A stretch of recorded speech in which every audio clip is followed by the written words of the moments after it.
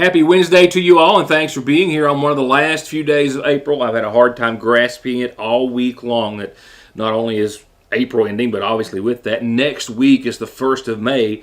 The McGoffin County Rescue Squad auction kicks off a week from tomorrow. The Derby, of course, the next Saturday, a week from this, and I had a hard time just wrapping my brain around that as time is quickly going by. Just to kind of let you know, in case you're in the same boat as I. We will talk about tonight a number of things. Weather for the weekend and a big event for the weekend, of course, as well. Casting for Kids is at Yatesville and Paintsville Lake this weekend. And also at Paintsville Lake, the dedication of, as I just checked it out today for the first time in person. Didn't test it out, I checked it out. But the kayak boat launch ramp is a great addition. The boardwalk, it's fabulous. And they're going to dedicate it officially, and I'll have that invitation for you to join them. We'll talk about Casting for Kids in more detail in a few moments. The first aggravated trafficking and controlled substance charges that I've seen here locally. And as well, charges, one being dismissed with prejudice against local dentist Dick Conley. An update on that case. And we'll have that and a bunch of other news before I leave you. Before I go any further, Rumpke wants me to tell everyone here in Sagersville that due to blacktopping, resurfacing at the entrance to their office and transfer station, they're just asking that you kind of stay away till Monday. And if you have a bill, hold on to it. It won't affect your services or your bill being late or anything of that nature. But there's really just not any good way to get into the Rumpke lot at this time. There is a limited access around the cemetery, but they really don't encourage anyone to do that. So just hang on to any bills that you have until Monday of next week, and they will be glad to accept them then after the resurfacing project is done. I'll be right back with our headlines in just a second. 2 locations, 2 ATMs, too much history, over 120 years, and just too many reasons not to trust the oldest, only banking family that exists for the sole purpose of helping your families, our friends, grow financially and securely. Lean on Sagersville National Bank for any of your home, auto, commercial, retirement, or online banking needs. And let us help you make your dreams come true. There where every day starts, it's made and it ends. From hitting the floor to hitting the road and back, your feet carry the day's duties. And if you're hurting from what might be a work or sports or stress-related fracture you don't even know about, diabetic, or that all too often heel pain that just won't go away, or any type of pain or discomfort or in need of wound care, come to where they care. Put your best foot forward and come visit our podiatry team. We care about our patients and their feet. That's Dr. Cheney and her team at Hope Family Podiatry Center next to Hope Family Pediatrics on the Mountain Parkway. Right now, there's a man laying in my bed by summer's end. I predicted I had finally lost my mind, and I could take you out tonight. I can lie and say you're the one, but I won't see you against the sun.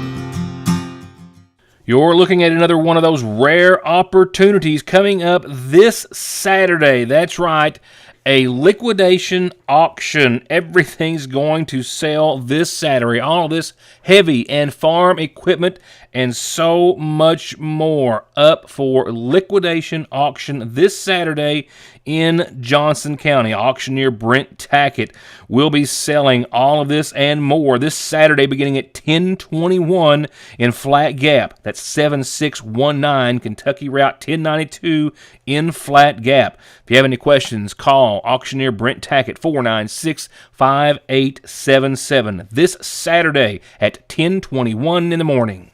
Just earlier today, Governor Beshear announced over $123 million being made available to communities impacted by the 2021 tornadoes in the west and flooding in the eastern part of our state. This money to build homes, rental properties, and multi-family rental properties as well. The Federal Department of Housing and Urban Development allocated Kentucky funds from the Community Development Block Grant Disaster Recovery Appropriation under this program, the 4 counties most impacted and distressed by the 21 weather events, Graves, Warren, Hopkins, and Breathitt, will get 80% of those funds. The other 20% of that $123 million will help in the additional 36 counties also impacted by numerous 2021 weather events. The governor says today, quote, "We're taking a big step toward helping our neighbors who were impacted by the tornadoes and floods of 2021, and early estimates indicate that funds will go toward the construction of 600 housing units across the Commonwealth in those affected counties. And some of those will be here in eastern Kentucky in the viewing area as well. And that means new homes, repaired homes, and apartments. This money, he says, is going to help them do amazing things right here in Kentucky. Applications can be completed by eligible cities, counties, nonprofits, for-profits, and other government entities. And those groups will be conducting public outreach to make sure that they are meeting housing needs in their impacted communities. In a couple of weeks as well, the governor said he'll be announcing the application process for the 2022 floods here in eastern Kentucky. Earlier this year, HUD announced nearly $300 million will come to Kentucky to recover from those floods. Developments in the case of a local dentist who is no longer facing felony charges. Dr. Richard Dick Conley of Sagersville, going back to our situation in Sagersville, which of course made headlines, is no longer facing a charge of impersonating a police officer. It has been dismissed. Now, as we told you, or I told you just days ago, he was indicted last week by the sitting grand jury in Johnson County, and the very next day, Circuit Judge Kevin Holbrook issued an amended order dismissing the case with prejudice in circuit court. That means dismissing it permanently in circuit court and remanding it to district court. Now, according to that amended order, the Commonwealth had motioned to have the first count, and the most serious, impersonating a peace officer, dismissed. And since that was the only felony charge, that sent the now misdemeanor case back to district court, where he faces charges of excessive window tint, no insurance, possession of marijuana, and DUI. A pretrial conference has been scheduled for May the 10th in Johnson County District Court, and the felony charge is to be automatically expunged from Conley's record. Included in the court documents per this case and filed on the 25th of this month was an affidavit from former Magoffin County Sheriff Carson Montgomery, who stated that he did not release or dismiss Conley from his oath or duty as a Magoffin County Special Deputy, noting that he had loyally, faithfully, and fearlessly served Montgomery for 11 years. Also in those documents, former Magoffin County Judge Executive Charles Hardin signed a letter stating that while he was Judge Executive, he approved and administered the oath of office to special deputies, including Conley.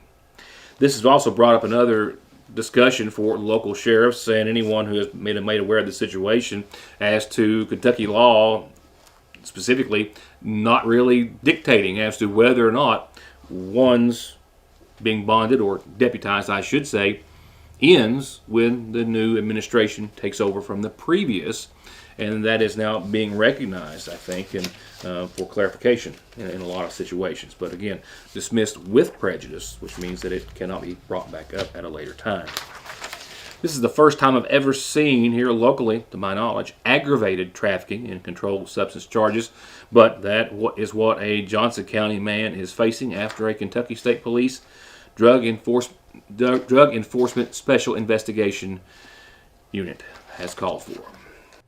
So far, the only details that I've been able to confirm are coming from an arrest citation of Kevin Douglas Clay, 47, of Staffordsville. We know that the Kentucky State Police DESI Special Investigation Unit has had an investigation going on into activities by Mr. Clay for some time, an ongoing investigation into the trafficking of fentanyl in the area. The subject was found in possession of about 3 ounces of suspected fentanyl, as well as a handgun. Just yesterday, he was arrested on US 460 in Staffordsville on Cemetery Road, right around 216, Actually, that's when authorities arrived and then took him into custody about 3 hours later. Again, he's facing a single count of aggravated trafficking in a controlled substance greater than or equal to 28 grams or 1 ounce, again, of fentanyl. Now for a little perspective. 1 kilogram of fentanyl is enough to kill 500,000 people, okay? There are about 35 ounces in a kilogram. He had 3 ounces in his possession. That's enough to kill 43,000 people. The DEA as well says that about 42% of the pills that they tested that came off the street in 2021, mind you, 42% of all the pills they tested had at least 2 milligrams or a lethal dose of fentanyl in them. Well, obviously, well, not obviously. I mean, I could have. I never have, but I didn't. I didn't today. Didn't test it, but I checked it out. And the new kayak boat launch and ramp and boardwalk is just an absolute stunning and wonderful addition to the Paintsville Lake. It's not going to be officially dedicated this weekend, and I'll have that invitation for you from the Judge Mark McKenzie's office right now in just a few seconds, as well as a little quick tour that I took today out and ahead of this weekend's big events. And that just doesn't just include the dedication, but also Casting for Kids. The big fishing tournament with a $13,000 top prize is this Sunday. Sitting between pretty much the campground and the marina, and I'll just touch on something with the marina in just a few seconds, sits the new Casting for Kids, as they were the ones that raised the money for it, the boardwalk and kayak launch. Of course, this designed primarily for anyone with some sort of physical disability or ailment, but for anyone as well to use with their friends, family, or loved ones. And this is an absolutely, again, beautiful addition. The boardwalk takes you all the way from the beginning of the ramp all the way down and makes a circle and connects down to the campground. And the kayak launch itself is an absolute wonderful addition to the point that it makes you want to kayak. I've never been on one, but this makes me certainly feel a little more comfortable in doing so. Again, its primary use or design is for those who might have disabilities that would keep them from doing so, but this is going to make it easier for anyone, older folks, myself, anyone, to, if they're alone or with more ease, get in and out of the Paintsville Lake, which is an absolutely stunning lake and one of the prettiest in, of course, Kentucky. But it's as simple as that. You bring your boat up, pull it up, put it on, climb in. It has a special ramp and other amenities there to help someone, say, if they're in a wheelchair and the like, and they can literally pull themselves with the rail and into the water, and then vice versa. Coming back in, either side, just paddling up, grabbing a hold of the rails, pulling themselves very easily right back on to the platform. Just a wonderful idea. And again, it is specially designed for anyone who might be in a wheelchair or have a physical ailment, but to make it easier for anyone, of course, to enjoy the sport and all the beauty that Paintsville Lake has to offer. And seeing that it's the big Casting for Kids fishing tournament this weekend that has a $13,000 top prize, a $2,500 prize for big fish, and hundreds of anglers are already registered and ready to go. The Casting for Kids tournament actually is on Yatesville Saturday morning, and then Sunday morning at Paintsville, a 2-day tournament with a lot of big fun and a lot of big prizes. And I'm planning on right now being over there to see how it all turns out. It also turns out, just as a footnote here, that it's been in the works for a long, long time, and a lot of details that really are not important at this point, but that the Paintsville Lake Marina has changed ownership. It's been a process that's kind of kept the marina as a standstill now for quite some time, the transfer process and finding a new owner, and it has happened, is my understanding, and either this week or in the coming days, the new ownership is expected to take place, and we'll be talking with those folks and getting you up to date on that just as soon as I could, or I can. No one was around today, but I'm going to be over there a little more often. With that said, join the opening ceremony for the multi-entity collaborative project, and that is the Paintsville Boardwalk and Kayak Boat Ramp. That is this Friday. Now, that's not this weekend. The tournament's this weekend, but the event itself for the dedication is Friday at 2 o'clock at the Paintsville Lake, were local officials, Casting for Kids representatives, Chris Ferguson, I'm sure, his daughter Faith, I would just well imagine, of course, who's the founder of Casting for Kids, will all be there at the boat launch area. And the public, everyone, if you're hearing this, you're invited to be a part of that. And that is, once again, this Friday, day after tomorrow, at 2 o'clock. A break and then a lot on tonight's McGoffin Farm Bureau calendar.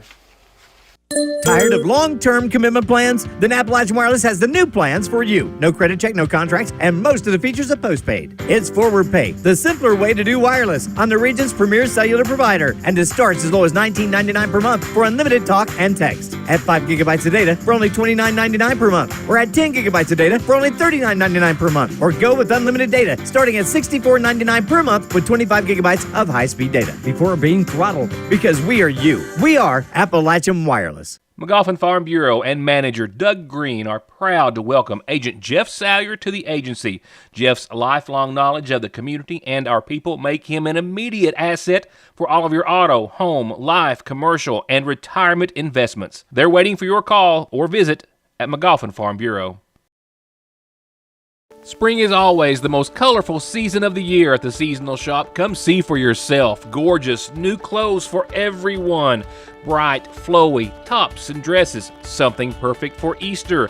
Fun flare leg jeans and new styles and arrivals every day. New sweatshirts and shorts and tees by Royce, Ridge and Holler, and others. And little sleepies are here, all in an incredibly comfy, cute, and durable bamboo viscose material.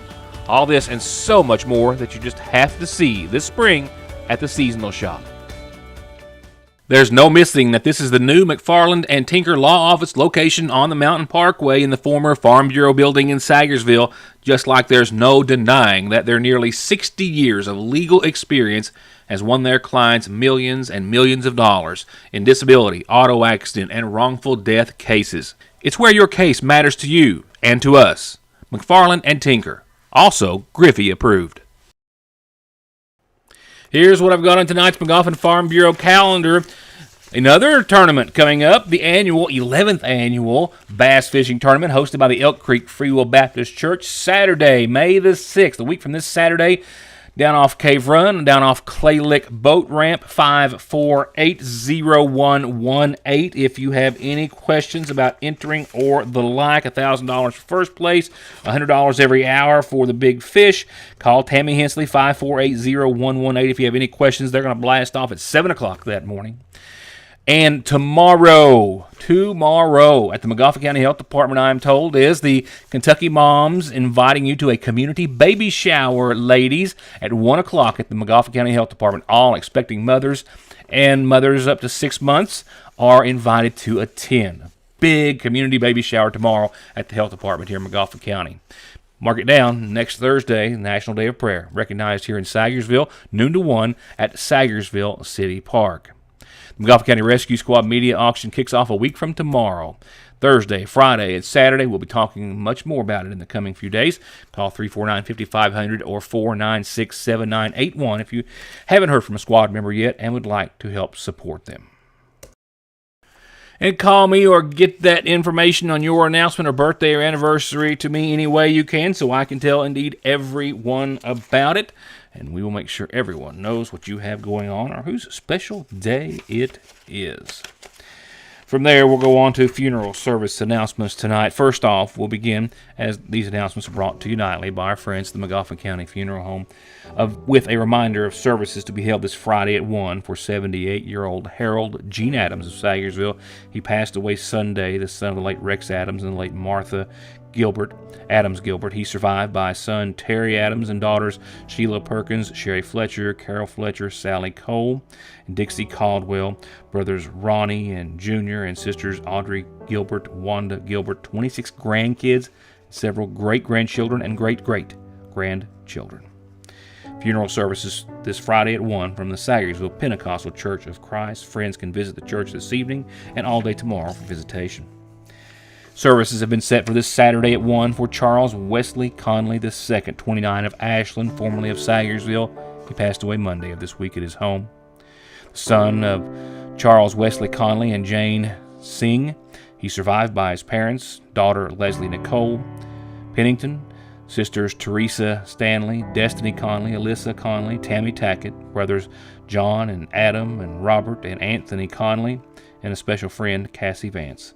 Services, again, Saturday, 1 o'clock from the McGoffin County Funeral Home. Visitation Friday evening after 6. The reassurance of getting your medications and over-the-counter needs at Sagersville's oldest and most trusted pharmacy, the convenience of curbside pickup and call-ahead service, and the fact that you can walk in, order to go, or sit down and get gourmet quality hot fudge brownies, nachos, shakes, coffees, hot dogs with homemade sauce, desserts, and more makes it more than your hometown Good Neighbor Pharmacy. It's a destination in downtown Sagersville, Frazier's Prater Drugstore. It doesn't get any sweeter than that. Get great deals on the greatest brands at Conley Tire with up to $150 back on Goodyears, $100 on Hancooks, $100 on Mickey Thompson's, $125 on Yokohamas. And you can always pay now or later. Plus quick service with oil changes, brake jobs, $35 computer diagnostics to fix and repair your ride at Conley Tire and conleytire.net. Someone dies in the U.S. every 7 minutes from an overdose, and over half of the population gets or takes pills from a friend or relative.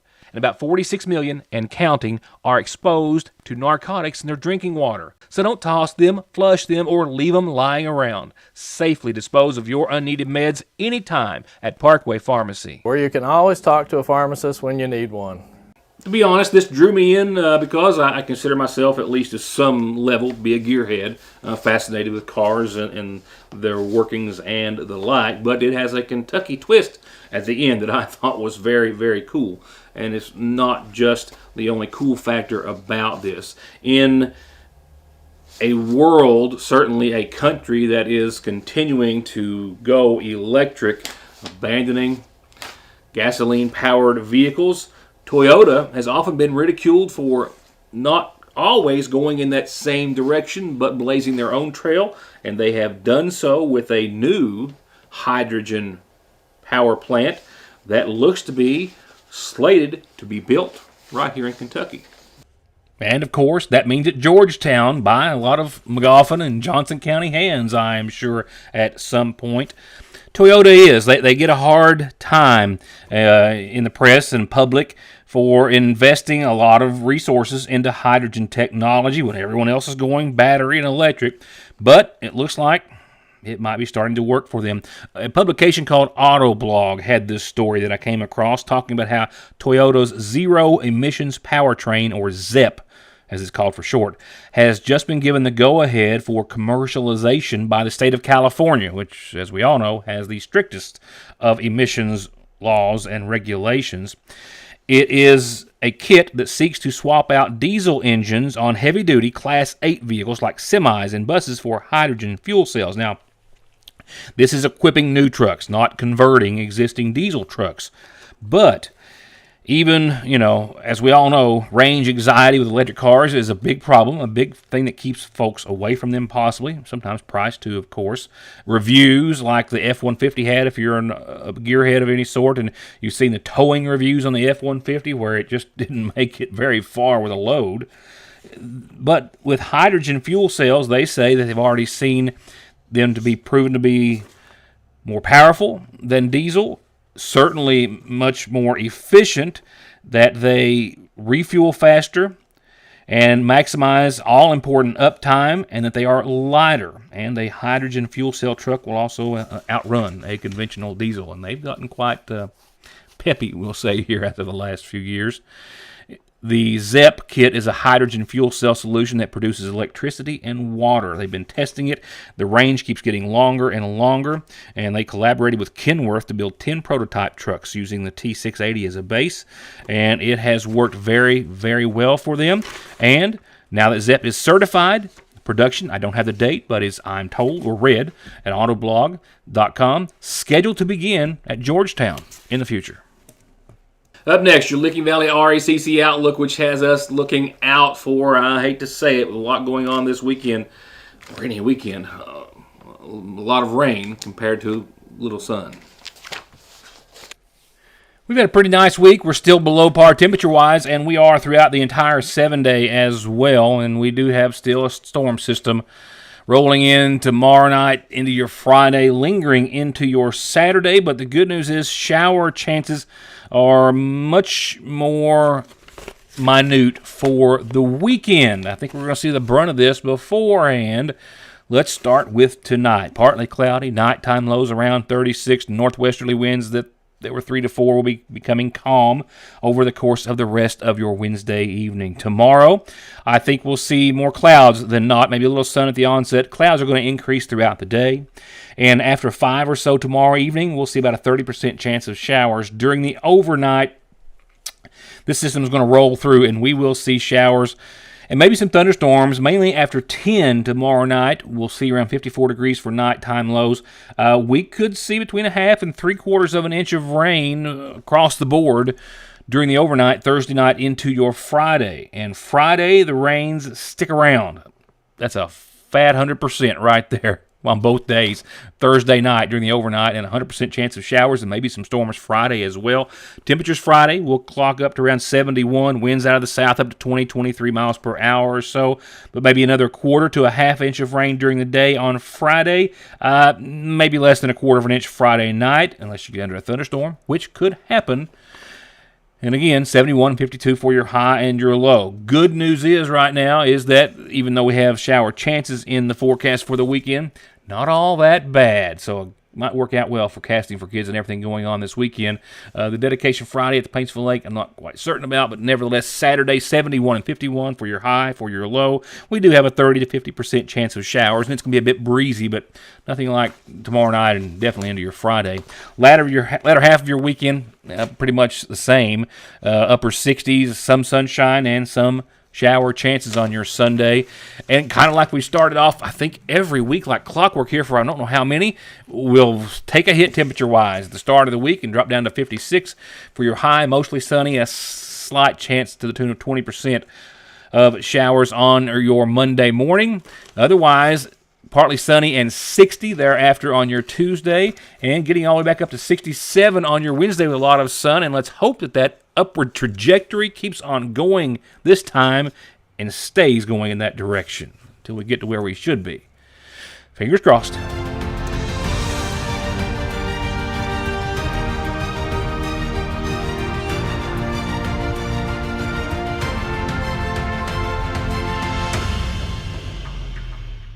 That's going to wrap it up for tonight. In tomorrow's edition of the Sagersville Independent, there are so many wonderful and great sports-related stories.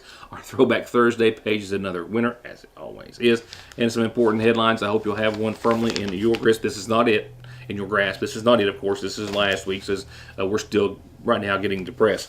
With that said, pick one up tomorrow and help support that, of course, wonderful tradition, keeping everyone informed with the paper, and I'll see you back here tomorrow night. Good night. Thanks.